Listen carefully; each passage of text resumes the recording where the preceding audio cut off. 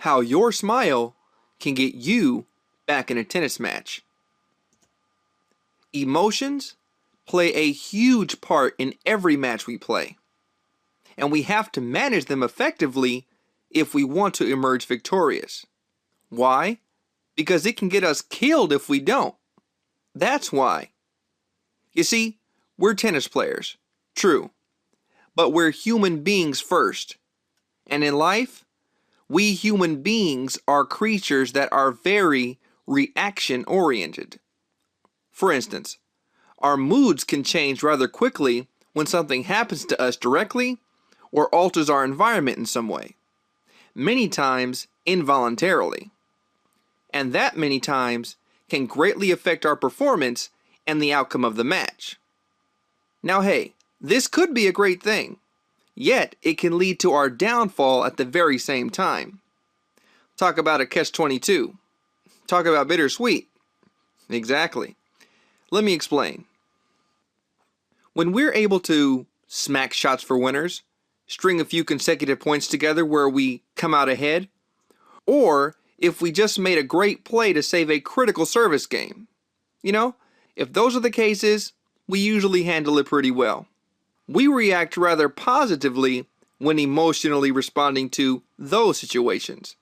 We're jumping for joy on the inside, we're feeling great. We get to enjoy that feeling, often dubbed the quote-unquote natural high. And thus, the likelihood we'll continue to play on a high level begins to go up. More shots go in, our movement on the court appears effortless, etc. But on the other hand, if we lose that critical break point or lose a couple games in a row, it can, and oftentimes does, have the opposite effect.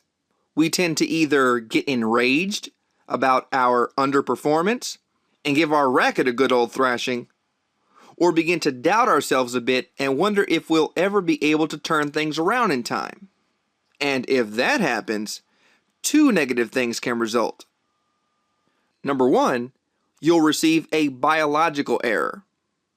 You see, when you get angry or start to feel down or doubt your ability to perform, it's mental, yes, but it's also biological.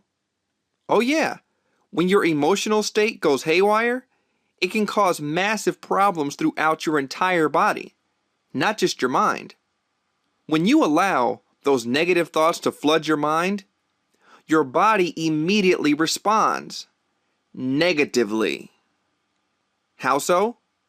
Well, for starters, your adrenal glands will begin to gush out adrenaline. Now I know what you might be thinking.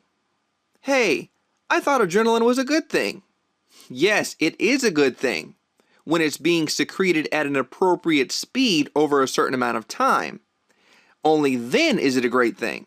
But in this case, it's going to flood your system at a rate that's extremely difficult to manage and for your body to keep up with.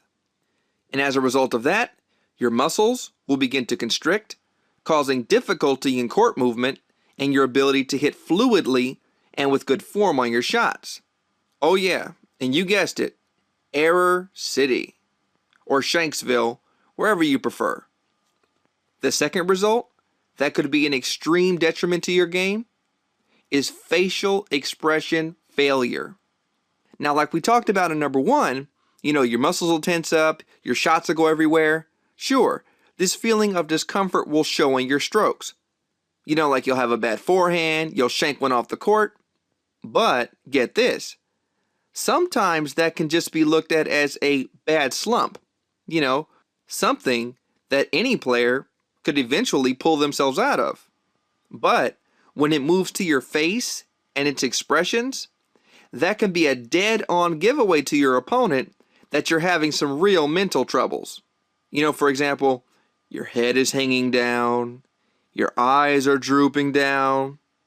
And hey, this isn't a matter of if, all right? It's bound to happen. Rarely do players feel poorly on the inside, but look vibrant and booming with excitement on the outside. Now that said, when you have that sad and defeated look on your face, this will no doubt ignite your opponent's competitive fire. You don't want to do that. Yeah, you're going to wind up looking like a wounded gazelle in the African wilderness, and your opponent will quickly become the lion who is looking to feast.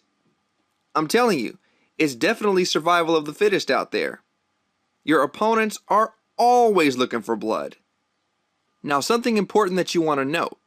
If you find yourself in this type of situation and feel it starting to go downhill, don't wallow in sorrow and think that all hope is lost. Sure, you're in an undesirable situation, but you can still get the victory. Don't count yourself out. Okay, now once you get over that hump, you don't want to sit around and wait to do something. Okay, sit around and wait to figure out a plan. Because hey, if you have any hopes of getting back in that match before it's time to shake hands, you better do something. And you better do it fast. Otherwise, the match will be over. So, what do? You smile. Smiling, though simple, can act as a great antidote to get you out of your mental rut. How, you ask? Well, A, it'll improve your mood and mobility. You see, smiling is an extremely potent form of free therapy. By smiling, you'll be sending a message, a message to your body that everything is going to be all right, and that you do have the ability to change things. I'm telling you, almost immediately, you'll notice that you're not as agitated, or feel as down on yourself, or as doubtful about what you're capable of pulling off. Hey, and get this, even if you don't feel happy at that particular moment, try to smile anyway. The mind can trick the body pretty easily, in most cases. And the results are going to be amazing and immediate. Within seconds, it can improve things from the inside out by lowering stress hormones like cortisol, improving the regulation of the amount of adrenaline your body secretes, and will send a massive amount of endorphins, aka the feel-good hormone, throughout your body that'll 1, help boost your confidence, and 2, relax your muscles. And when that's all said and done, you'll have a much easier time getting to the balls and following up with great execution. Yeah, say goodbye to Error City. And hello to Ace Island. B, you'll regain confidence and at the same time stifle that of your opponents. By turning your frown upside down, this will send a much different message over to your opponent. One of confidence and determination, not one of fear and vulnerability. This way, your opponent won't receive that royal confidence boost and see you as prey to be taken advantage of. Instead, he'll see you as an equal, a strong adversary capable of taking him out. And you know what else? He'll have to look for another way to exploit you. Why? Because you'll appear mentally stable. And hey, if you lose a few points, even a big point, he's going to know that you're going to keep fighting.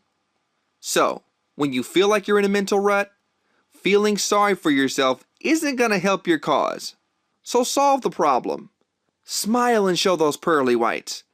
It'll help you get back on track and increase your chances at getting the win. And heck, you might even get a contract with Crest or Colgate while you're at it. Not a bad bonus. Alright guys, thanks for watching. If you have any questions or concerns about this tip in particular, go ahead and leave them in the comment box below. Okay, I'd love to hear from you. And also, if you're looking to really revolutionize your game, go ahead and check out Tennis Mind Camp's Strategy Secrets 101. Okay, it has 19 hours of kick-butt tennis secrets that'll have you winning matches like crazy. Alright, that's tennismindcamp.com/course.html. Alright, have a great day and an even better game.